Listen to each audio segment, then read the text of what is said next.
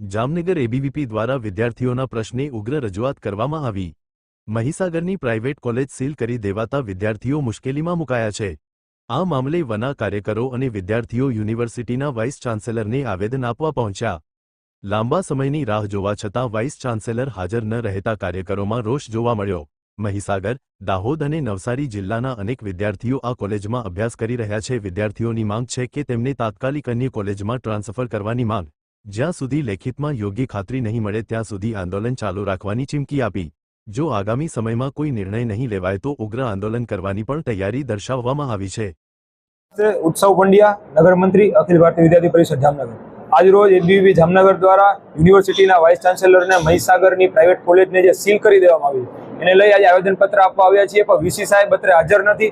અનેકો વખત વિદ્યાર્થીઓ જે મોટી સંખ્યામાં આવીને રજૂઆત પણ કરી છે, પણ વીસી સાહેબ છે એ સાંભળવા માટે રાજી નથી, જેને લઈ આજે મોટી સંખ્યામાં જે મહીસાગર, દાહોદ ને જે પણ અત્યારે જિલ્લાના વિદ્યાર્થીઓ તે કોલેજમાં ભણે છે બધે એકત્રિત થઈને અત્રે બેઠા છીએ। જ્યાં સુધી વીસી સાહેબ અહીંયા આવીને આવેદનપત્ર સ્વીકાર નહીં કરે અથવા લેખિતમાં નહીં આપે ત્યાં સુધી વિદ્યાર્થી પરિષદના કાર્યકર્તાઓ વિદ્યાર્થીઓ સાથે ઊભા રહેશે। જ્યાં સુધી એનો કોઈ યોગ્ય નિર્ણય નહીં આવે ત્યાં સુધી અહીંયાથી હલવાના નથી અને આવનારા સમયમાં જો યોગ્ય નિર્ણય નહીં મળે તો વિદ્યાર્થી પરિષદ ઉગ્રથી ઉગ્ર આંદોલન કરશે। એની સંપૂર્ણ જવાબદારી યુનિવર્સિટી પ્રશાસનની રહેશે। અસ્તુ, ભારત માતા કી જય। जो विद्यार्थियों है खास करीने त्या कॉलेज है त्या अलग अलग जे आजूबाजूना जे जिल्लाओ है दाहोद है नवसारी है त्याथी आव्या छे। लोकोनी मांग है पण जेटला पण विद्यार्थीओ जे कॉलेज में भणता हता अने कॉलेज सील थई छे बधी अलग अलग कॉलेजों में जे लोकोने ट्रांसफर करी देवामां आवे।